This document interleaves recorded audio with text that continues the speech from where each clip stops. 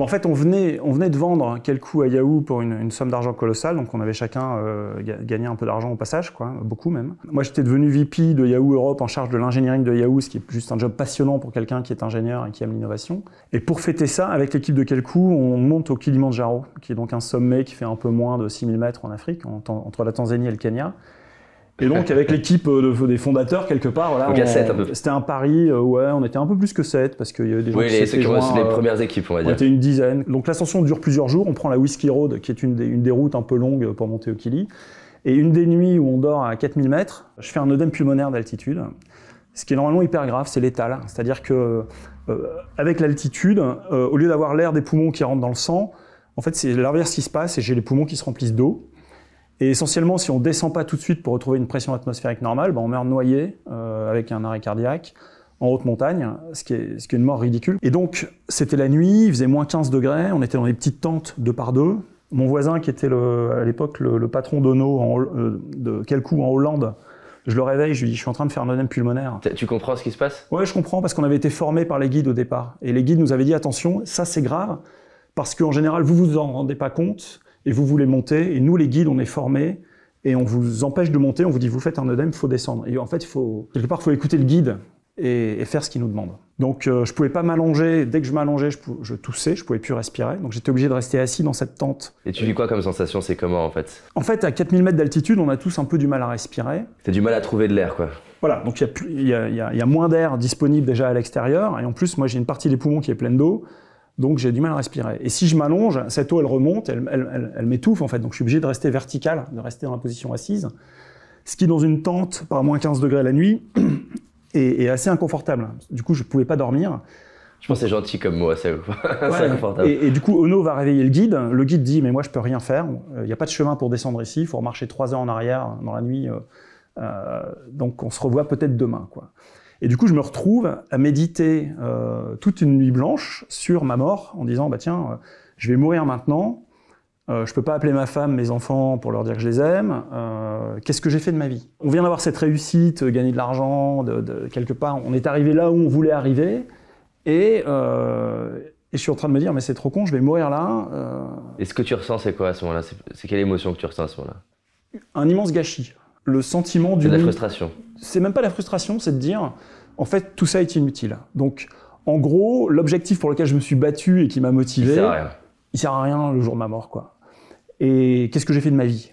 Donc, en fait, c'est un exercice super salutaire de réfléchir sur sa mort. En fait, on devrait tous le faire 15 minutes par jour, de dire, ok, je vais mourir ce soir, comment j'oriente ma journée? D'accord, ça met en perspective les choses. Voilà. Donc, tu passes la nuit à méditer. Ouais. Et quelle prise de conscience t'as pendant la nuit?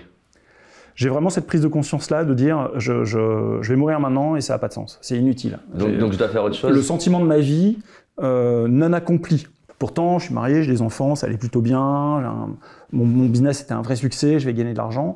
Et donc un vrai questionnement sur mais ça veut dire quoi du coup une vie pleine? Moi j'aimerais bien le jour de ma mort pouvoir dire bah tiens je suis content de mourir, je suis en paix et j'ai vraiment été en plénitude de ce que j'avais envie de faire, de ce que j'ai réalisé ou de qui je suis. Donc ça pose des questions aussi sur l'être, c'est-à-dire qu'on est très souvent plongé dans l'avoir, la course à l'argent, on est très souvent plongé dans le paraître, l'ego, le qu'est-ce qu'on va dire de moi, on va très souvent être plongé dans l'activisme, dans le faire, et en fait on oublie l'être, le verbe être, c'est-à-dire qui on est. Et cette méditation-là, elle m'a fait prendre conscience de ça vraiment très radicalement, de dire il y a un truc qu'il faut que je règle dans ma vie, quoi. Et donc du coup, le lendemain, vous avez réussi à redescendre. Comment ça s'est soldé ce moment-là? En fait, c'est pire que ça, c'est-à-dire que le lendemain, je vais voir le guide, donc j'étais toujours vivant. Moi, dans ma tête, je me dis, ça doit pas être un œdème pulmonaire, j'ai dû psychoter pendant la nuit, donc j'ai rien. Et là, le guide me dit, tu veux continuer? Je dis, bah oui. Donc je suis monté à 6000 avec les autres, sauf que j'avais vraiment un œdème, j'avais vraiment de l'eau dans les poumons. Donc le retour après, ça a été retour hôpital, quoi. Parce que là, pour le coup, l'œdème, j'ai beaucoup de chance, en fait, je suis plutôt un miraculé. D'accord. C'est-à-dire que monter de 4000 à 6000, parce que c'est la nuit suivante, on a fait la montée, avec de l'eau dans les poumons, normalement le cœur lâche, quoi. Donc voilà, une bonne nouvelle, c'est que j'ai un cœur solide et que je suis un peu miraculé. Mais ça m'a valu 3 semaines d'hôpital en retour. Et après ces 3 semaines d'hôpital, qu'est-ce qui fait que... Parce qu'il y a plein de personnes qui peuvent avoir eu des prises de conscience dans leur vie, mais ils les ont un jour, et puis reprennent leur quotidien, et puis on oublie la prise de conscience. Qu'est-ce qui s'est passé après? Ouais, moi ça a déclenché une crise de milieu de vie, donc un vrai questionnement, j'avais 40 ans ou quelque chose comme ça. Et du coup, 6 mois après, je démissionnais. Donc je partais de ce job en disant je veux comprendre le sens de ma vie, je veux comprendre comment je vais orienter mon action, qu'est-ce que je vais faire de mes journées. Et t'as peur quand tu démissionnes ou pas? Non, j'ai pas peur parce que non. En plus, je me suis dit, je vais prendre un peu de bon temps, j'ai gagné de l'argent, pourquoi est-ce que je continue à courir Et en fait, ça a pas suffi de démissionner. Moi, je pensais qu'en calmant un peu l'activisme, j'allais me retrouver en paix. Ça n'a rien changé, vraiment. Je me suis remis dans une vie Club Med, où je me suis mis à investir dans des startups, donc aller à des conseils d'administration de startups, à faire de l'escalade, de la voile, des voyages. Donc beaucoup de faire, en fait. Je me suis retombé dans l'activisme, exactement. Et 2 ans après, je me suis dit, mais j'ai toujours rien changé, en fait. Ok, je travaille plus, mais j'ai pas réglé mon problème. Et là, je suis parti tout seul à pied de chez moi avec un sac à dos pour faire 1800 km, en disant, je veux vraiment comprendre et me poser. Et ma vie a vraiment basculé là, dans ce chemin, où je suis parti de chez moi à Grenoble pour aller vers Saint-Jacques-de-Compostelle. Et c'était en 2008, et je me suis converti sur le chemin. Donc là, j'ai eu un vrai tournant dans ma vie, c'est à ce moment-là. Dont l'histoire a sans doute démarré au moment de cette méditation sur la mort, quoi. Et du coup, de tout ça, donc 2005 puis 2008 qui était encore plus fort, qu'est-ce que ça a changé en toi? Ça a tout changé. C'est-à-dire que c'est un peu... je sais pas si tu connais ce livre De l'autre côté du miroir de Lewis Carroll, qui est l'auteur d'Alice au pays des merveilles. Donc c'est un logicien, et il regarde dans le miroir, il se dit mais c'est quoi la vie derrière le miroir? Parce que la droite est à gauche, donc tout est inversé. Et il invente un monde dans lequel la logique est inversée, d'accord? Moi, c'est un peu ça qui s'est passé. C'est-à-dire que j'ai compris que ma force était ma faiblesse, que ma faiblesse était ma force.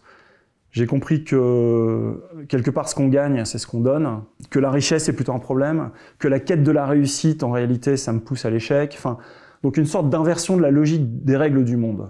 Voilà, c'est une inversion très forte, très radicale. Et du coup, à ce moment-là, est-ce que c'est une libération d'avoir cette inversion ou est-ce que c'est une libération pour toi? Ouais, carrément. Et comment t'en viens de cette prise de conscience, ce changement de monde, de règles du jeu à créer Entourage? Est-ce que ça a été genre, je sais que c'est ça? Alors, pas du tout. C'est-à-dire que donc, cet événement qui arrive, donc, qui bouleverse ma compréhension du monde, je mets 4 ans à le digérer, j'écris un livre qui a été édité en 2012, Les mots ne peuvent dire ce que j'ai vu, donc qui raconte cette conversion-là. Et qui me remet au travail. Là, je reprends un poste de COO dans une start-up ici à Paris sur un réseau social professionnel et où je viens diriger des équipes de ce réseau social. Tech, toujours? Ouais, tech, produit aussi, data analyse, enfin toutes ces choses un peu. Ouais. Et quand tu fais ça te plaît ou enfin comment tu... Oui, ça me plaît. J'y retourne pour essentiellement en me disant finalement moi ce que je sais faire c'est être ingénieur. J'aime bien diriger des équipes, j'aime bien innover et donc je suis à ma place. Donc ça c'est marrant parce que c'est vraiment un retour au job que j'avais précédemment, mais moins pathologique. Ouais. Sauf qu'en allant travailler tous les matins, je rencontre des personnes qui vivent sur le trottoir, qui sont des sans-abri. Donc le matin, le soir, en allant travailler, je fais des rencontres avec ces personnes. Et ce sont ces personnes-là qui m'ont touché et qui m'ont fait créer Entourage. C'est-à-dire que... En leur parlant. Ouais. C'est vraiment des rencontres avec des hommes et des femmes qui m'ont beaucoup touché, qui vivent sur le trottoir. On les croise tous les jours dans Paris quand vous allez travailler. Vous marchez 10 minutes, vous allez tomber sur 5 ou 6 personnes qui vivent là sur des grilles qui chauffent, sur des valises, ou alors qui vont faire la manche une partie de la journée. Et un jour, je me suis arrêté, on a commencé à discuter, et je les ai écoutées, et elles m'ont dit des choses extrêmement fortes, quoi. Elles m'ont dit, moi je vois passer 3000 personnes tous les jours, il y en a 2 qui me disent bonjour. Ou elles m'ont dit, la solitude ça tue. Quand tu dis elles m'ont dit, c'est dans le sens de femmes ou les personnes? Les deux, des femmes et des hommes. Une femme m'a dit, par exemple, j'ai l'impression d'être un sac poubelle sur le bord du trottoir.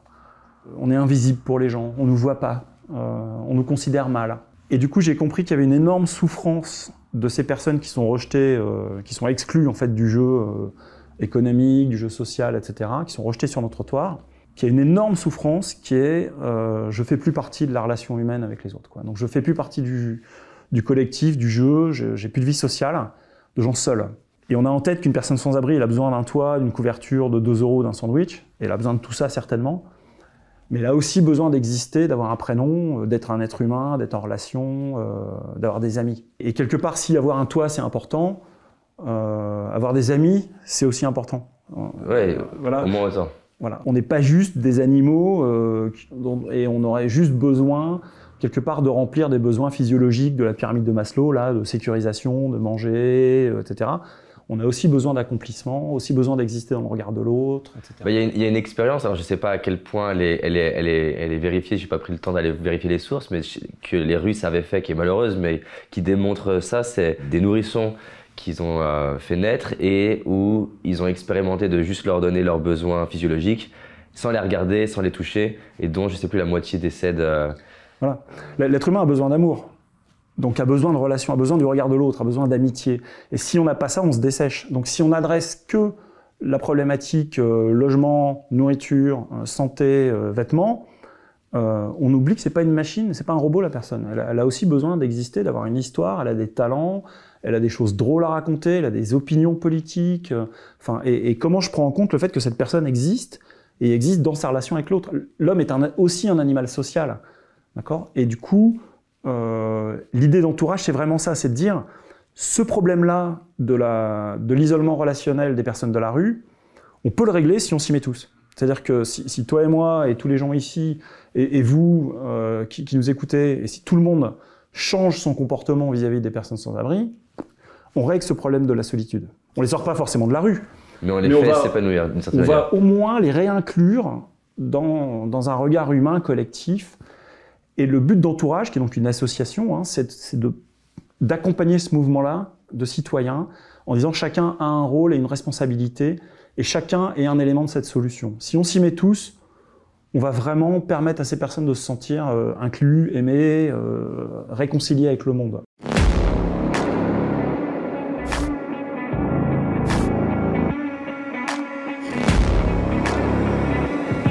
Business Tribe organise The Game, un événement inédit réservé aux entrepreneurs qui cartonnent déjà et animés à l'idée de transformer la vie de leurs clients et de leurs équipes. The Game, c'est un événement inédit de 3 jours pour profiter des stratégies avancées d'intervenants brillants, pratiquer lors de sessions de travail organisées et repartir de ces 3 jours en ayant avancé sur ce truc qui compte pour faire croître ton activité. Rejoins la liste d'attente dès maintenant pour être informé en avant-première de l'ouverture des inscriptions.